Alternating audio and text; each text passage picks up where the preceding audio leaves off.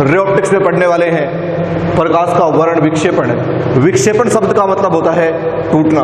क्या होता है प्रकाश का वर्ण विक्षेपण? तो देखिए, अपन को पता है कि जो श्वेत प्रकाश होता है उसमें कितने रंग होते हैं? तो उसमें विद्यमान होते हैं 7 रंग। ठीक है, देखो ये अपन ने लिया है एक प्रिज्म, जैसा अपन ने लास्ट वीडियो में देखा था प्रिज्म से अपवर्तन, और अब अपन पढ़ रहे हैं डिस्पर्जन ऑफ लाइट।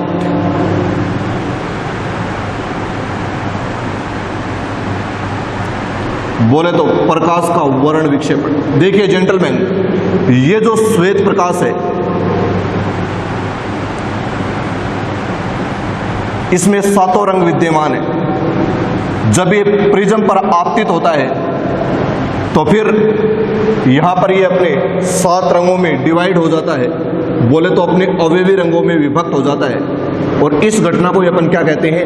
प्रकाश का वर्ण विक्षेपण कहते हैं। अब देखिए जेंटलमैन, यहां से कुछ इस प्रकार इसके 7 रंग ट्रेवल करेंगे, फर्स्ट, सेकेंड, थर्ड, फोर्थ, 5, 6 और 7। ये 7 रंगों में विभक्त हो गया और ये निर्गत किरण कुछ इस प्रकार ट्रेवल करेंगी। ऐसा अपन ने पढ़ा था लास्ट वीडियो में। ठीक है जेंटलमैन, ये जो है इसको बोलते हैं डेविएशन एंगल। बोले तो विचलन कोण। जो सबसे कम विचलन होता है वो होता है रेड का, और सबसे ज्यादा जो विचलन होता है वो होता है वोयलेट का। ठीक है जेंटलमैन, सबसे ज्यादा विचलन किसका होता है? वोयलेट का, और सबसे कम किसका होता है? रेड का। देखिए, तो अपन लिखें कि प्रकाश का वर्ण विक्षेपण क्या है, तो आप क्या लिखोगे? जब श्वेत प्रकाश को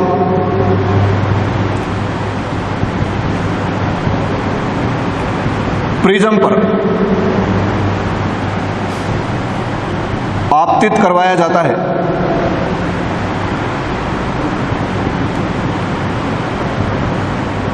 तो यह अपने मूल रंगों, या फिर आप ऐसा बोल सकते हो अवयवी रंगों में विभक्त हो जाता है।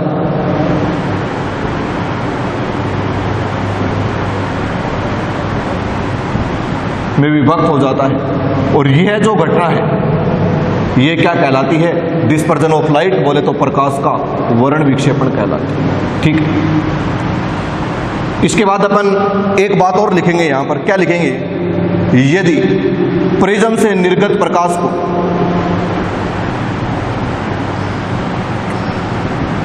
पर्दे पर प्रक्षेपित किया जाए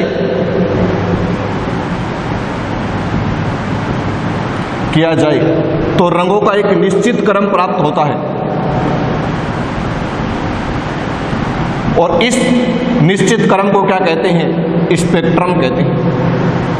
ठीक है जेंटलमैन, अब देखिए, ये तो होता है रेड और ये होता है वोयलेट। वैसे आपने पढ़ा होगा 10th क्लास में विबग्योर।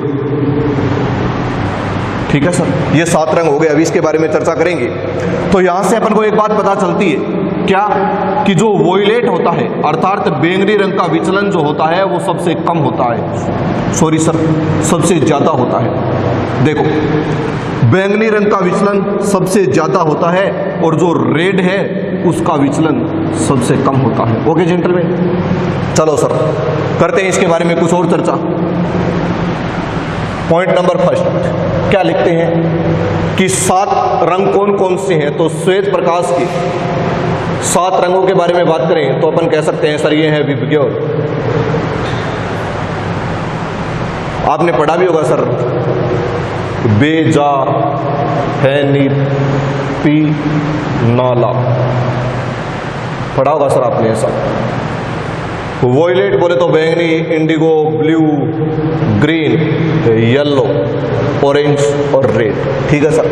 नंबर 2 बात आपको पता होनी चाहिए एक बात, क्या कि जो वेवलेंथ होती है बोले तो तरंग दैर्घ्य होती है वो सबसे ज्यादा होती है रेड की और सबसे कम होती है वॉयलेट की। याद रखना बेटा जी, जिसका धैर्य ज्यादा होगा अर्थात जिसकी तरंग दैर्घ्य ज्यादा होगी उसका विचलन जो है वो कम होगा। यह बात दैनिक जीवन में भी लागू होती है। क्या कि जिस व्यक्ति का धैर्य ज्यादा होता है या जिस स्टूडेंट का धैर्य ज्यादा होता है वो विचलित कम होता है। इसी प्रकार अपन यहां कहेंगे कि जिस रंग की तरंग दैर्ध्य ज्यादा होगी उसका विचलन कम होगा। ठीक है सर। अपन जानते हैं कि लैम्ब्डा ऑफ वॉयलेट बहुत कम होता है और लैम्ब्डा ऑफ रेड बहुत ज्यादा होता है इसकी तुलना में। ये लगभग 7500 एंगस्ट्रॉम और ये 3500 एंगस्ट्रॉम के लगभग होता है। ठीक है सर।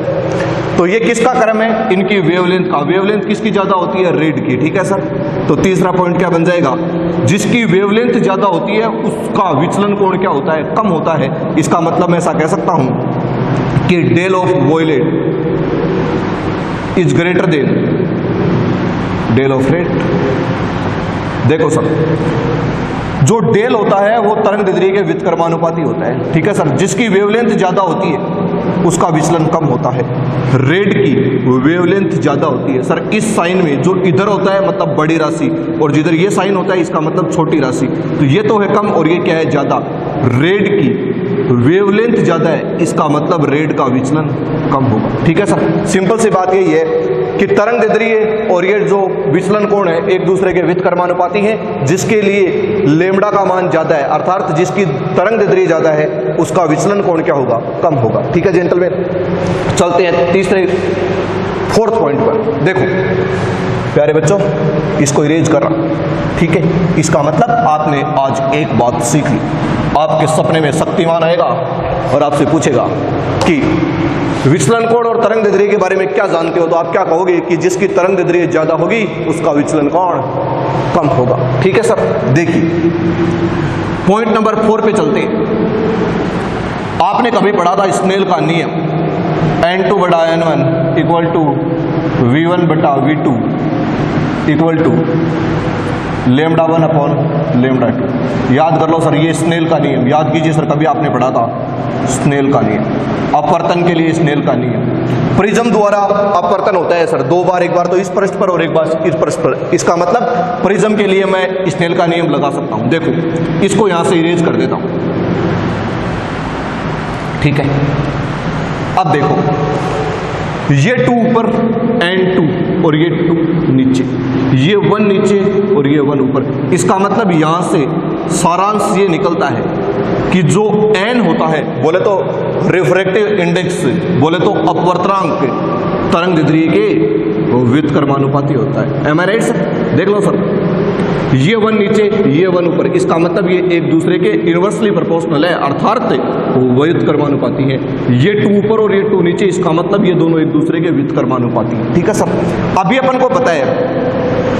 अब देखो वापस वही बात है, अपन क्या जानते हैं कि लैम्ब्डा ऑफ वॉयलेट लेस होता है और लैम्ब्डा ऑफ रेड ज्यादा होता है। तरंग दैर्ध्य किसकी ज्यादा होती है? रेड की। जिसकी तरंग दैर्ध्य ज्यादा होती है उसका अपवर्तनांक कम होगा। इसका मतलब एनवी का मान ज्यादा होगा किससे? एनआर से। ठीक है सर। तो सारांश लिख दें अपन। तो सारांश यही है। ये तो समझ में आ गई कि आपके बात एन और लैम्ब्डा एक दूसरे के व्युत्क्रमानुपाती हैं। लैम्ब्डा आर का ज्यादा है, इसका मतलब एन क्या होगा? कम होगा। ठीक है जेंटलमैन।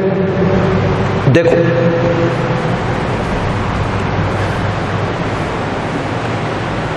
सिंपल बातें हैं कि सबसे पहले आपको यह पता होना चाहिए कि लैम्ब्डा ऑफ वॉयलेट कम होता है और लैम्ब्डा ऑफ रेड ज्यादा होता है, मतलब तरंग दैर्ध्य ज्यादा होती है। जिसका तरंग दैर्ध्य ज्यादा उसका विचलन कोण कम होता है। इसका मतलब विचलन कोण किसका ज्यादा होगा? वॉयलेट का धैर्य ज्यादा होगा तो विचलन कम होगा। और नंबर 3 लैम्ब्डा जो होता है वो अपवर्तनांक के भी व्युत्क्रमानुपाती होता है। इसका मतलब एनवी का मान जो होगा वो तो होगा ज्यादा और एनआर का मान जो होगा वो क्या होगा? कम होगा। इसका मतलब मैं ऐसा कह सकता हूं, ये मेरे बहुत ज्यादा काम आएगी सर ये 2 बातें। वैसे तो ऊपर वाली बात भी काम आएगी। देख लो सर, इन तीनों बातों को एक बार याद कर लो, उसके बाद चलते हैं आगे। आपने क्या पढ़ा? प्रकाश का वर्ण विक्षेपण, मतलब कि जब किसी श्वेत प्रकाश को प्रिज्म से गुजारेंगे तो वह अपने मूल अवयवी रंगों में विभक्त हो जाएगा और इस घटना को अपन क्या कह सकते हैं? प्रकाश का वर्ण विक्षेपण। ठीक है। नेक्स्ट पढ़ते हैं इससे रिलेटेड ही एक बात, कोणीय वर्ण विक्षेपण।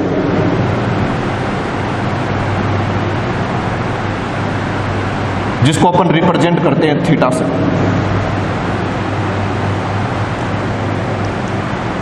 कि नहीं दो रंगों की निर्गत किरणों के मध्य के कोण को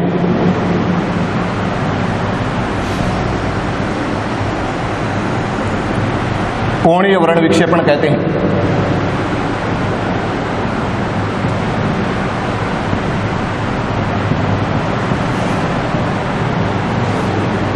कोणीय वर्ण विक्षेपण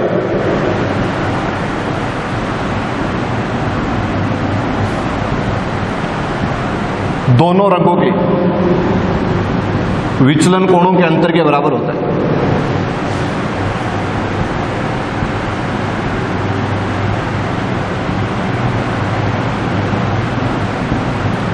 देखो जेंटलमैन, एक बार दोबारा पढ़ते हैं इसकी डेफिनेशन क्या कह रहा है। देखो, प्रिज्म से जो प्रकाश निर्गत हुआ था उनमें 7 रंग थे, तो उनमें से कोई भी 2 रंग ले लो। कि नहीं भी 2 रंगों की निर्गत किरणों के मध्य के कोण को क्या कहते हैं? कोणीय वर्ण विक्षेपण। कि नहीं 2 रंगों की निर्गत किरणों के मध्य के कोण को क्या कहते हैं? कोणीय वर्ण विक्षेपण कहते हैं। ठीक है सर। और कोणीय वर्ण विक्षेपण जो है उसका मान किसके बराबर होता है? दोनों रंगों के विचलन कोणों के अंतर के बराबर होता है। देखिए जेंटलमैन, जैसे मैं ऐसा कहूं कि एक तो है रंग वोयलेट, कोई भी 2 रंग लेता हूं सर। एक तो रंग ले लिया मैंने वोयलेट और एक मैंने रंग ले लिया जो है वो ले लिया रेड। ठीक है। और मैं आपसे पूछता हूं कि इनका कोणीय वर्ण विक्षेपण क्या होगा, तो आप क्या लिखोगे? Theta equal to del of V minus del of red. कोई जरूरी नहीं है ये वोयलेट और रेड ही हो, ऐसा भी हो सकता है। मान लीजिए मैंने पहला जो रंग है वो ले लिया मैंने क्या? ब्लू। ठीक है। और जो दूसरा रंग है वो ले लिया मैंने रेड। ठीक है। ब्लू बोले तो बैंगनी। देखो, ये मैंने ले लिया रेड। अब मैं आपसे पूछूं कि इनका कोणीय वर्ण विक्षेपण बताओ, तो यहां पर जो थीटा का फॉर्मूला बनेगा वो बनेगा del of blue minus del of red. Am I right sir? ठीक है, क्लियर इतनी बात। अब देखो, अपन एक फॉर्मूला जानते हैं, याद कीजिए, कभी अपने प्रिज्म में पढ़ा था। Del equal to n-1 into A. ये फॉर्मूला तभी लागू होता है जब जो ए होता है उसकी वैल्यू लगभग 5 डिग्री के बराबर होनी चाहिए। ठीक है। चलो, मैं यहां पर ये फॉर्मूला ब्लू के लिए लगाता हूं, तो ये बन जाएगा, इसको ले लूं सर, वोयलेट के लिए लगा दूं। ठीक है।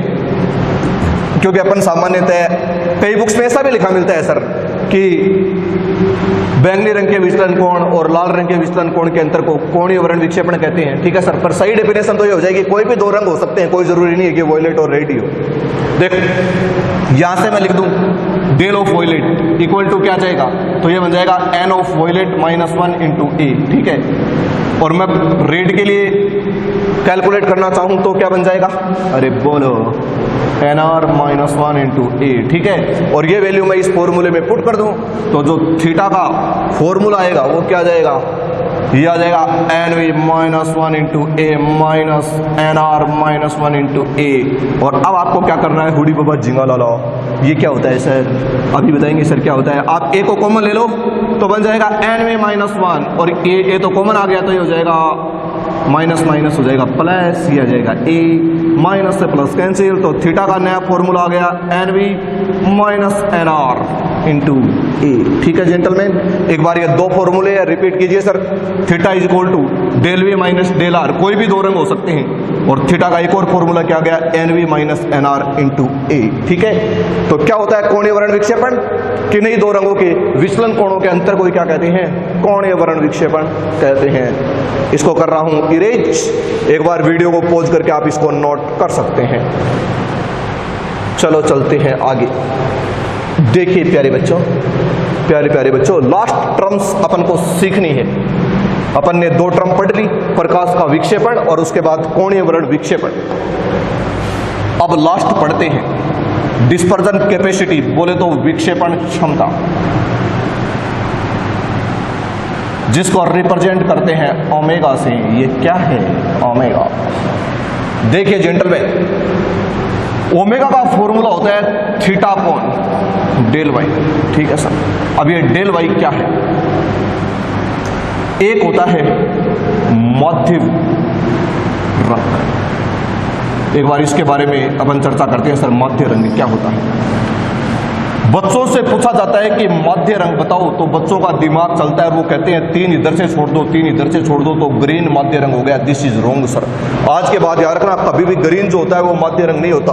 बच्चों से पूछा जाता है कि माध्य रंग बताओ, तो बच्चे क्या करते हैं, विबग्योर लिखते हैं, और जो बीच वाला रंग होता है उसको माध्य रंग बोल देते हैं। गलत बात सर, ये माध्य रंग नहीं है। माध्य रंग ऐसे निकाला जाता है कि लास्ट वाला और फर्स्ट वाला, तो NV प्लस NR/2। अगर आप NV प्लस NR वोयलेट के अपर्तनांक में रेड का अपर्तनांक ऐड करोगे, डिवाइडेड बाई 2 से करोगे, मतलब जिन 2 रंगों का माध्य निकालना है, कोई जरूरी नहीं है वोयलेट और रेड, जिन 2 रंगों का माध्य रंग निकालना है उनकी बात कर रहा हूं सर। ठीक है, तो ये किसके बराबर आ जाएगा, NY के बराबर आ जाएगा। ठीक है सर, इसका मतलब आपसे पूछे कि माध्य रंग कौन सा होता है, तो कौन सा होता है, येलो। देखिए जेंटलमैन, कई बार बच्चे कंफ्यूज होते हैं। प्रश्न आता है कि इंद्रधनुष का बीच का रंग कौन सा होता है, या इंद्रधनुष का माध्य रंग कौन सा होता है। बीच का रंग नहीं बोलेगा सर, शब्द यही लेगा काम में, माध्य रंग। तो आप कहेंगे कि इंद्रधनुष का माध्य रंग येलो होता है, ग्रीन नहीं होता। कई बच्चे बोलेंगे ग्रीन होता है, ग्रीन नहीं होता, क्या होता है, येलो। आपको कैसे पता, तो माध्य रंग निकालने का तरीका क्या है, NV प्लस NR/2। ठीक है सर, ओके जेंटलमैन। देखिए थीटा का मतलब क्या है, अपन को ये तो अलग से समझना था, पढ़ना तो क्या था, विक्षेपण क्षमता। थीटा बोले तो क्या होता है, कोणीय वर्ण विक्षेपण बोल दो या कोणीय विक्षेपण बोल दो, है ना, कोणीय विक्षेपण। और इस डेल वाई का मतलब क्या है, माध्य रंग का विचलन। ठीक है, तो आप इजीली यहां से लिख सकते हो एक बात, क्या लिख सकते हो बताओ, क्या लिखोगे, विक्षेपण क्षमता की परिभाषा, कोणीय वर्ण विक्षेपण और माध्य रंग के विचलन कोण के अनुपात को क्या कहते हैं, विक्षेपण क्षमता कहते हैं। बेटा जी याद कीजिए, अक्ष बराबर है 2/5, तो मैं इसको लिख सकता हूं अक्ष इक्वल टू 2:5, ये लिख सकता हूं सर।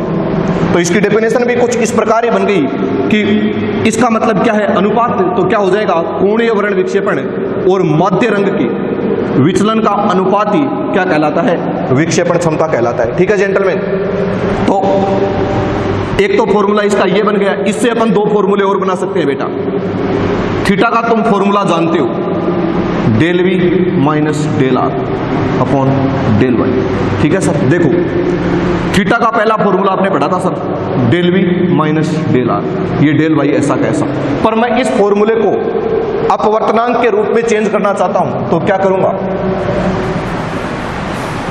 करूंगा, ऐसा लिख दूंगा। देखो इन सब को किसके रूप में बदल देता हूं, अपवर्तनांक के रूप में। तो डेल V बराबर क्या जाएगा, NV-1 इंटू A, तो डेल ऑफ रेड क्या जाएगा, NR-1 इंटू A, और डेल Y इक्वल टू क्या जाएगा, NY-1 इंटू A। ठीक है, अब आप यहां पर वैल्यू पुट कर दोगे ओमेगा का, तो नया फॉर्मूला क्या बन जाएगा, NV-1 इंटू A। इसको सर डायरेक्ट लिख दो, इन दोनों को हल करोगे तो अभी अपन ने किया था ना सर, थीटा का वैल्यू लगाया था, इसको अपन ने जस्ट पहले हल किया है, तो वहां से डायरेक्ट लिख रहा हूं सर, क्या बन जाएगा, NV minus NR into A upon NY-1 into A। ठीक है, डेल वाई की जगह पर आ जाएगा ये इससे कैंसिल आउट, तो ओमेगा का नया फॉर्मूला क्या बन गया, NV minus NR into NY-1। ठीक है जेंटलमैन, क्लियर इतनी बात, कर दो इसको इरेज, फिर करते हैं न्यूमेरिकल्स। तो आपने ये पूरा क्या पढ़ लिया, प्रकाश का वर्ण विक्षेपण। ठीक है, कर रहा हूं इसको इरेज। देखो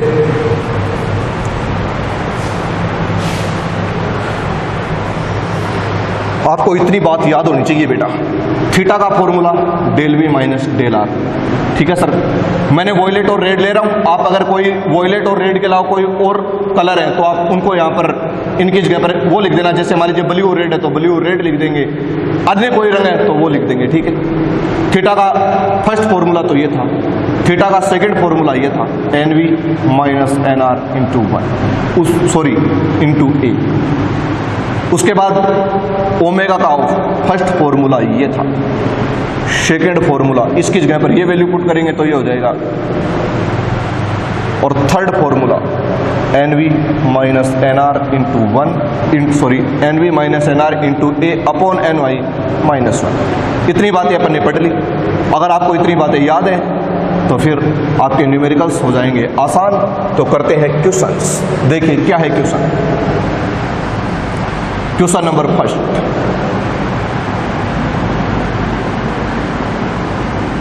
ऐसा कह रहा है कि नीले रंग का अपवर्तनांक, अब की बार देखो आपको वॉयलेट नहीं दिया है, नीला दे दिया ब्लू, कोई बात नहीं है सर, अपन को तो 2 रंग चाहिए केवल। और जो रेड होता है उसका अपवर्तनांक है 1.58 और जो ब्लू है उसका कितना है 1.60, ठीक है। और आपसे पूछा क्या है, आपसे पूछा है कि डेल ऑफ ब्लू बताओ, डेल ऑफ रेड बताओ। समझ गए सर, डेल ऑफ रेड का मतलब ब्लू का विचलन कोण बताओ, लाल का विचलन कोण बताओ, और क्या बताओ, थीटा की वैल्यू भी बताओ, ठीक है सर। आपको इतनी बातें यहां से कैलकुलेट करनी है, ठीक है। अब देखो क्या करना चाहिए आपको, सबसे पहले आपको डेल का फॉर्मूला लिखना चाहिए। इसके अलावा आपको एक बात और भी दी है कि जो प्रिज्म कोण है वो है 2 डिग्री, ठीक है। अगर प्रिज्म कोण 5 डिग्री से कम है तो आप एक फॉर्मूला जानते हो, del equal to n -1 into A, ठीक है। तो पहले किसके लिए निकालते हैं, ब्लू के लिए, नीले रंग के लिए। वर्ड में कीजिए सर कैलकुलेट खुद से। तो फॉर्मूला क्या बन जाएगा, del V n V -1 into a, तो डेल वी 1.60 -1 इंटू ए की जगह पर 2 डिग्री, तो ये आ जाएगा 0.60 इंटू 2 डिग्री, तो ये हो जाएगा 0। तो इसका मान कितना जाएगा, तो 1.20 डिग्री, ठीक है। इसी प्रकार अपन किसका कैलकुलेट करेंगे बोलो, लाल रंग के लिए कर दें कैलकुलेट।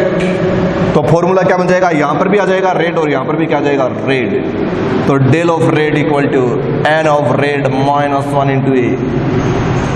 तो बताओ कितना हो जाएगा, बोलो बेटा जी, 1.58 -1 इंटू 2 डिग्री, तो 0.58 इंटू 2 डिग्री,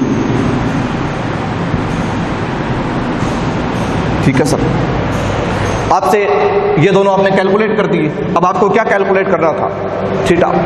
तो थीटा का फॉर्मूला आपको बताइए सर, इनमें से कौन सा फॉर्मूला लगाएं थीटा का, सर थीटा का ये फॉर्मूला लगा दूं, बोलो। वैसे तो इससे भी हो जाएगा, इससे भी हो जाएगा, किसी से भी कर लो, आंसर सेम ही आएगा सर।